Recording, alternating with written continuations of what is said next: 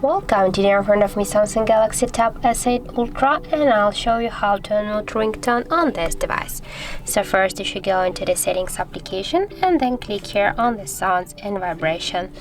Now just as can you see, here we got the volume section, and just to unmute the ringtone you should swipe this blue dot to the right side with your Samsung pen, or also you can do it with your just finger. And also we got the second way how we can do that, but first be sure that the volume keys for media switcher is turned off. And now just by press your up volume button, you can also unmute your ringtone volume. And also you can do it with the third way, just press your up or down volume button, that doesn't matter. And you can with your finger or with your Samsung pen, you can also slide this volume button to the up, and by this way you can also unmute the ringtone on your device.